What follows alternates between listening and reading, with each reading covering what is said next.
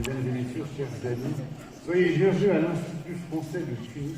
C'est un très grand honneur pour nous de vous accueillir si nombreuses et nombreux ce soir pour ce grand procès qui va nous réunir.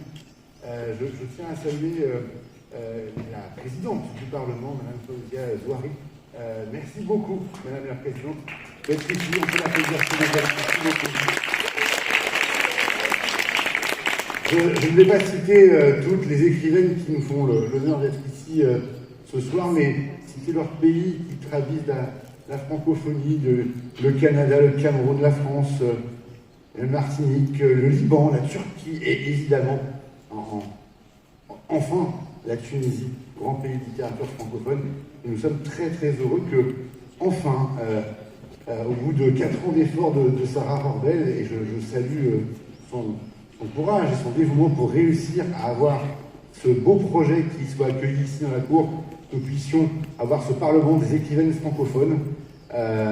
C'est d'abord donner la parole à une francophonie au féminin, une francophonie plurielle et plurilingue, et je trouve que nous avons tous en partage avec vous ce goût pour la langue française. Il y a eu déjà hier soir des échanges intéressants, j'ai eu le plaisir d'y assister. Je sais qu'on aura la possibilité ce soir, après le procès, de poursuivre les échanges à la résidence de Madame l'ambassadrice de France. Et puis enfin, cette séquence s'inscrit d'une manière un peu plus institutionnelle dans la longue séquence du sommet accueilli par la Tunisie en 2022, qui va être accueilli par la France au sommet de la francophonie, et qui aura lieu les 4 et 5 octobre à Villers-Cotterêts et à Paris. Et on est très heureux que finalement le passage de témoins de la Tunisie à la France s'accompagne aussi de la venue à Tunis de ce Parlement des écrivaines francophones. Merci, merci mesdames, et je souhaite à toutes et à tous une très très belle soirée. Cette audience, je vais quand même faire une petite précision, une petite mise au point. Pour ceux et celles qui ne l'auraient pas compris, ce procès est une fiction, et toutes celles qui interviennent en qualité de procurer un témoin à charge, elles ne sont absolument pas comptables de ce qu'elles vont dire. Désolée d'insister, mais il faut que les choses soient extrêmement claires. Elles ne sont pas d'accord avec les arguments qu'elles vont développer. Il s'agit même d'une démonstration par l'absurde pour nous présenter la violence, la dangerosité et même l'inanité des arguments qui entendent museler les femmes et les empêcher d'écrire. Voilà. Nous allons donc juger au cours de ce procès en appel 3 femmes accusées de troubles à l'ordre patriarcal, aux lois de la nature, parce que je vous le rappelle, la nature impose aux femmes de se consacrer au bien-être de leur foyer, à leurs enfants et à leur mari. Accusé, Victor Laszlo. Levez-vous s'il vous plaît, donnez-nous vos noms, prénoms, âge et profession. Victor Laszlo, 1 million d'années, écrivaine. Asseyez-vous. Marie-Josée Ali. Marie-Josée Ali, 10 000 ans, écrivaine. Georgia Macouf. Georgia Macouf, 25 ans, écrivaine. Avant de donner la parole au ministère public qui va détailler précisément les charges qui pèsent sur vous, mesdames, il faut replacer les faits. Vous voyez, c'est leur faute. Un professeur d'université, auteur considéré, directeur de Sciences Po à Paris, un homme avec une carrière brillante, dévouant sa vie à une jeunesse d'élite, la jeunesse qui bâtit notre avenir. Cet homme a été détruit d'un jour à l'autre par la publication d'un livre, oui, un livre. Sa réputation souillée, obligé de démissionner de tous ses postes sous la pression populaire, de se cacher, de disparaître, jugé coupable, non par un tribunal, non par un juge et des jurés, mais par un peuple assoiffé de sang et de faits divers. 40 ans après les faits, alors qu'il n'y a pas de victime. Parce qu'une femme, une écrivaine française que je ne veux même pas nommer, a soudain envie de se rendre célèbre en se jetant sur un homme comme une bacchante pour le déchiqueter à pleines dents. Que lui avait fait cet homme ? Musulmane. Parce que je partage leurs origines, je suis à même d'identifier leur infamie. parce que je connais la vraie mission à laquelle elles sont tenues, je n'hésiterai pas à dénoncer leurs écarts et leurs dérives. Mesdames les accusées, il est dit et écrit dans nos livres que les hommes ont prééminence sur les femmes et qu'à ce titre, il leur revient de parler et d'agir à leur place. Et voilà que vous inversez les rôles. Voilà. D'autant plus qu'aujourd'hui, une femme qui parle est mise en prison, alors a fortiori, celle qui s'empare d'un stylo, je ne vous dis pas. Alors on m'accuse d'utiliser ma plume pour réécrire l'histoire à l'aune de mes croyances et de mes certitudes, d'alimenter la misandrie, d'inciter à la haine. Fait. Je les ai tous tués. Mon grand-père en premier. Il se frottait contre moi dans la cuisine. J'avais 6 ans et je n'y comprenais rien. Mais ses yeux qui m'intimaient de me taire étaient si glaçants que la peur s'effrayait un chemin dans mon sang en même temps que la honte. Alors je l'ai tué. Pas tout de suite, quelques années plus tard. Mais je l'ai tué. Le deuxième, c'est mon père.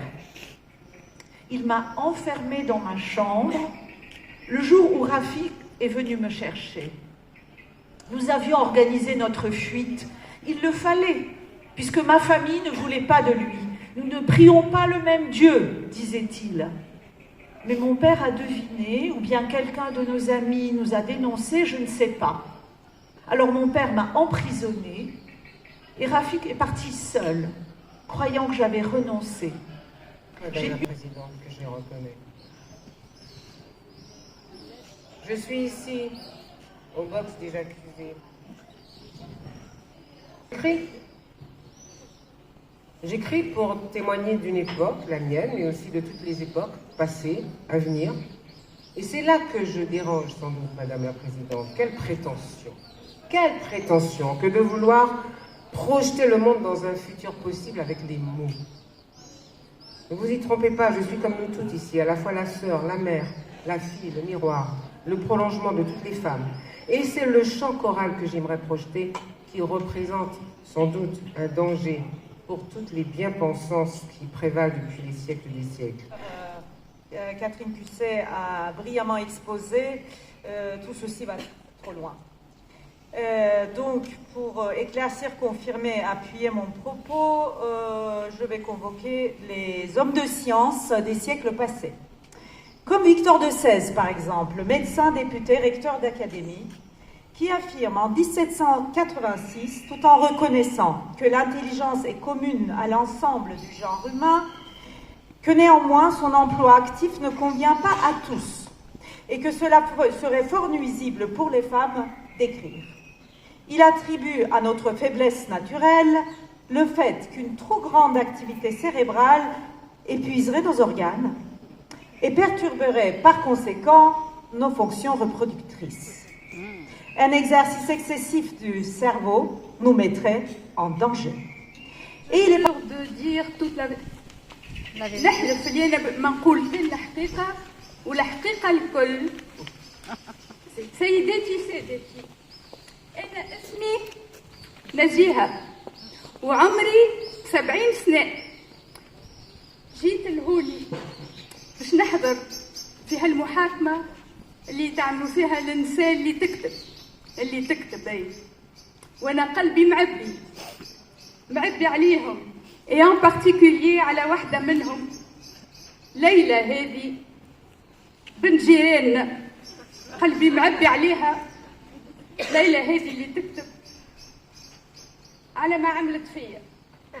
باش نبدأ، بنتي يا ناس، بنتي سامية ممو عيني، كنت نحلم باش نعمل لها احلى كسوه متاع عروسه وناخذ لها ازين واحلى واحسن راجل في الدنيا.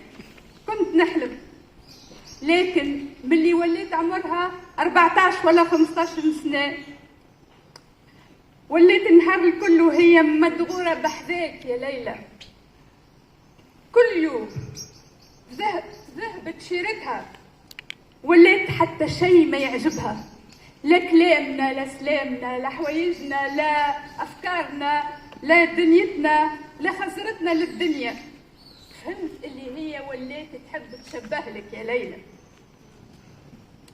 وكيف أخوتها الذكورة الكبار تغشوا وحمروا عينيهم على خاطر سامية أختهم صغيرة ديما في دارك، ولات تجيب في الكتب من عندك يا ليلى، عرسة كتب كل يوم وبغاسك، وكل يوم يزيد وعمال هي تفلت بين يدينا، لوات الأعصاب بين يديهم أخوتها الذكورة اللي هما يعرفوا مصلحتها، وأنا نهار الكل خايفة عليهم، خايفة عليها ونهدي فيهم باش ما يضربوهاش، ونقول لهم توا تكبر وتعقال يا أخي يا ريت.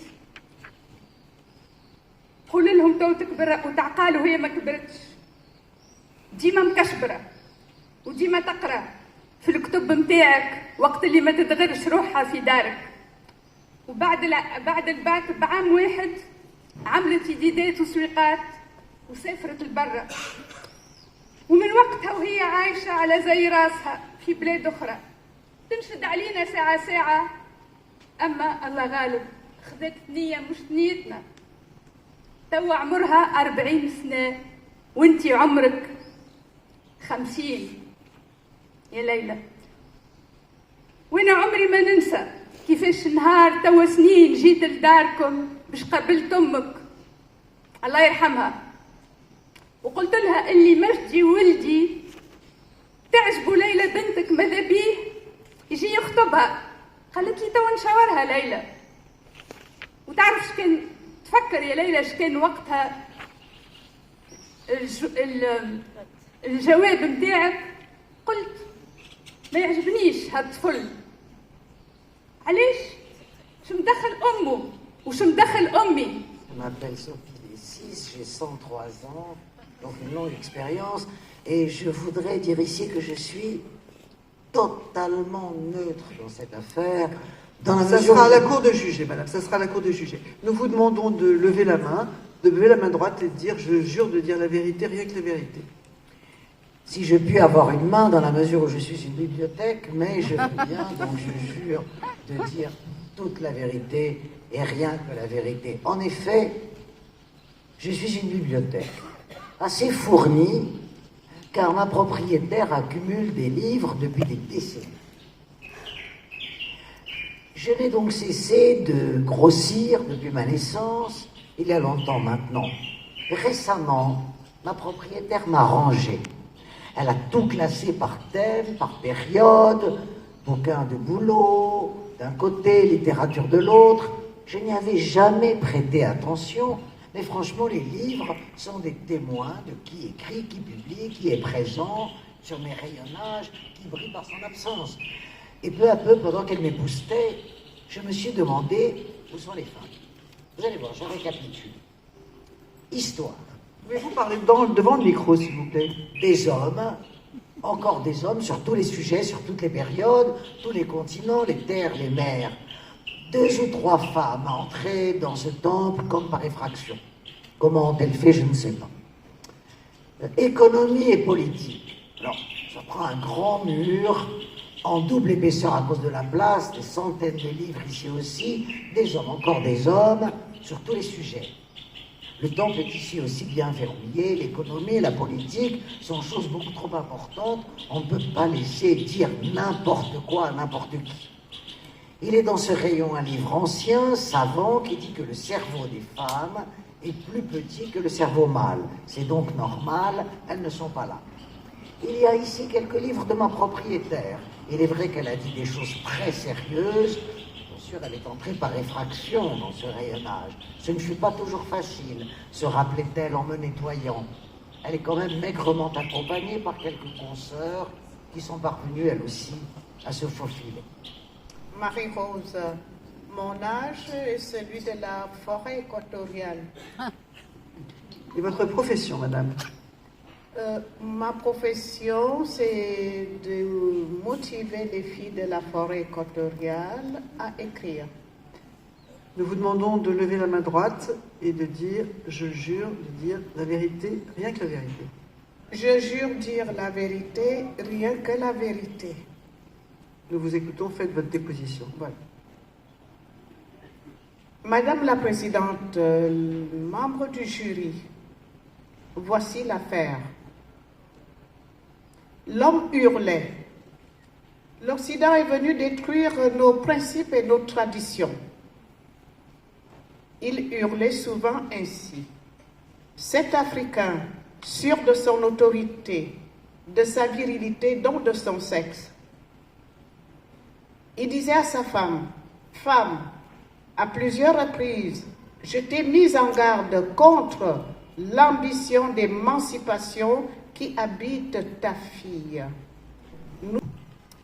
Émilie Pierre, 30 ans, écrivaine et fière de l'être. Veuillez lever la main droite et dites « Je jure de dire la vérité, rien que la vérité, toute la vérité. » Est-ce que je peux jurer avec la main gauche parce que je suis gauchère? Non. Non, non, la loi ne prévoit qu'une seule position, la main droite. Je le jure. On a besoin de la phrase en entier, madame. Je jure de dire la vérité, rien que la vérité, toute la vérité. Je jure de dire toute la vérité, rien que la vérité. Merci, nous vous écoutons. Dès lors que dans le langage, il y a du masculin et du féminin, s'inscrit d'emblée un conflit de vérité. C'est de ce danger-là que naît la peur de l'écriture des femmes. Leur capacité en tant qu'écrivaine à apporter l'altérité à une forme d'incandescence. Car ce n'est pas le style qui prime, les descriptions ou le souffle qu'elles impriment aux mots qui fait peur. Non, le danger est d'abord pour elles-mêmes, pour avoir écrit. Madame la Présidente, Mesdames et Messieurs les jurés, pourquoi accuse-t-on ces femmes d'être dangereuses? Elles ne veulent plus être des femmes suspendues à une sentence différée, de jour en jour par les hommes, un peu comme des Scheherazades. Elles sont coupables d'avoir pris la plume pour clamer haut et fort leur droit d'être libres, de penser et d'écrire, d'aborder des sujets politiques et de prendre position dans la société.